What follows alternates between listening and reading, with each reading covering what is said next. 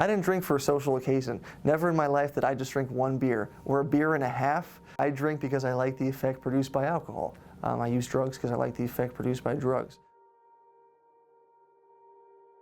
I didn't ever want to let anyone in because I didn't think they'd like me if they knew who I was for me, like truly knew me. So I kept everyone out, like I had this bubble around me. I tried drugs for the first time when I was around 15 years old, maybe 16.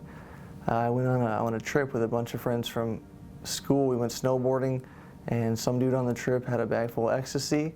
You know, I was hooked on drugs from the first time I tried it. Did ecstasy the next 3 days of that trip, went home and continued to roll or use ecstasy for like the next 2 years throughout high school, almost every weekend. You know, shortly after that, I started drinking.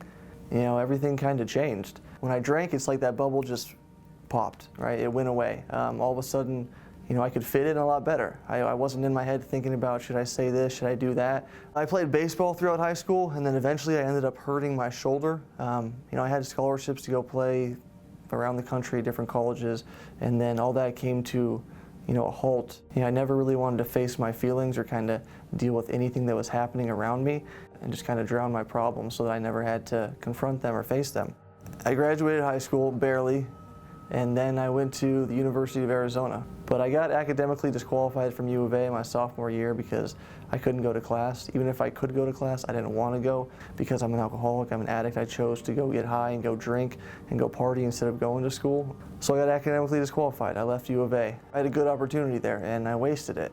I moved back home with some buddies from U of A who also got kicked out for drug use and for drinking.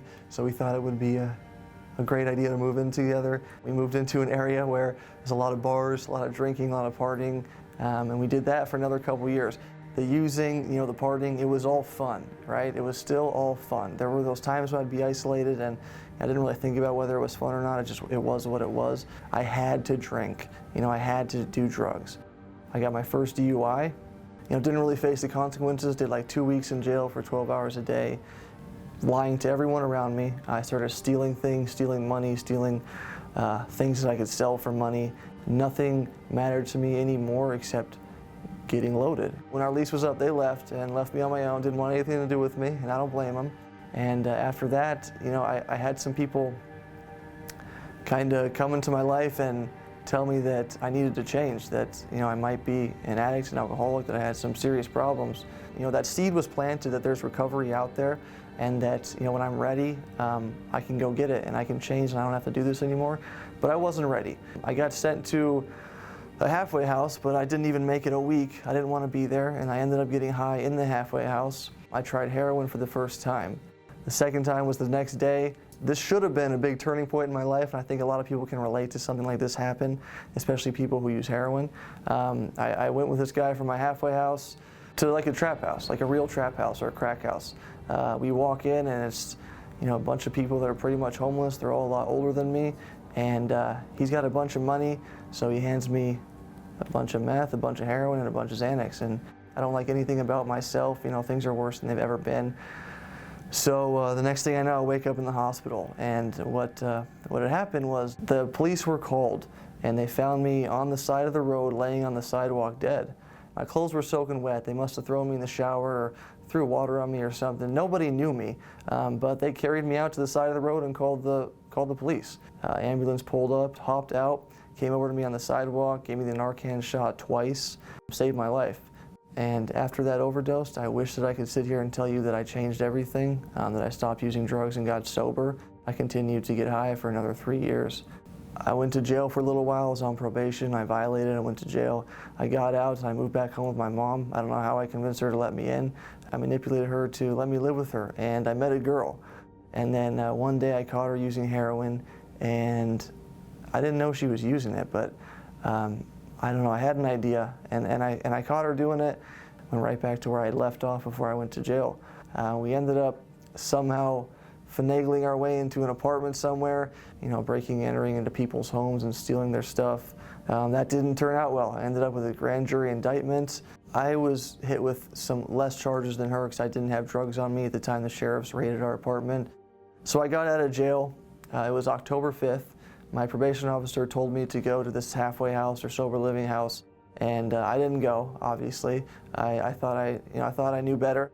I immediately went back to using heroin. I immediately went back to doctor shopping and getting prescriptions of Xanax. So I was just in jail a week ago saying I'm never going to do this again, and here I am doing this exact thing again. Just that pitiful and incomprehensible demoralization. I was open-minded to what the people around me were saying. I didn't go to detox. I had seizures on my second night in the halfway house. The ambulance came, almost died again, coming off the drugs. I lived. Again, something's going on there to keep me around. The chemicals in my brain started balancing out. I started to feel normal again. When I was about 8 months sober, I had some new charges come up from the past. I had gotten 3 DUIs while I was out there using.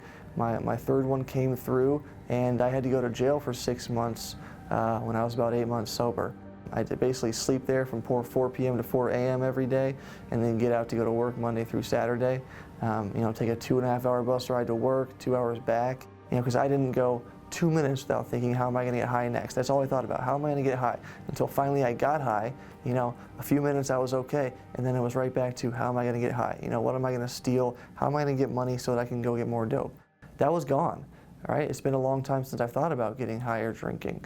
There was an amazing group of people around me that I still have today, and they were there to give me support, and that was extremely important to me. I found those people that had the things that I wanted. I wanted to be like them. I wanted their sobriety, their happiness, their relationships with family and friends, and I just kind of grabbed onto their coattails and followed them around everywhere. I did everything they said. I have a little brother. I didn't mention that until now. I had a little brother who I was close to when I was young. When I left for college, I didn't talk to him for 2 years. He would call me. He was dealing with my parents' divorce. He needed my help. He wanted to talk to me, and I wasn't there. I didn't pick up the phone. I didn't call him back. He went through a very difficult time in his life, and his older brother wasn't there to help him, or to be there for him. And it was tough to forgive myself for that when I first got to the rooms. So I got to spend my birthday playing golf with my little brother. We just had a holiday a couple weeks ago, and he brought his girlfriend up, and I met her, and it was awesome. I've had one real attempt at getting sober, at recovery. I hear relapse discussed as if it is a mandatory part of the process of sobriety, like it has to happen or happens to everybody, and that's not the case.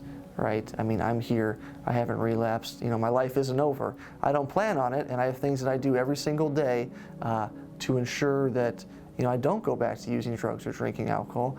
That next drink or drug is always right in front of me. I have a strong spiritual life today. I have certain tools that I've picked up through treatment and through the program of Alcoholics Anonymous. I think it's just important to know that there is a better way out there. For me, seeing all these people that were living their life in that better way, people that were right where I was at, people I could relate to, people that had experiences just like me who are just as hopeless and broken as I was, they're sober. Right?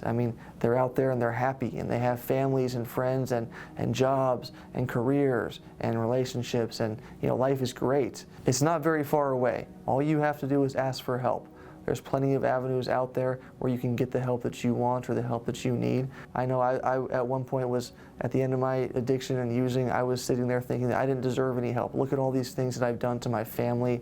I don't have children, but if you have kids, friends, everyone around you, the random old person on the street when you snatch her purse and, steal her car. We do bad things when we're using, but that doesn't mean that you're a bad person. That means that you're an addict, you're an alcoholic.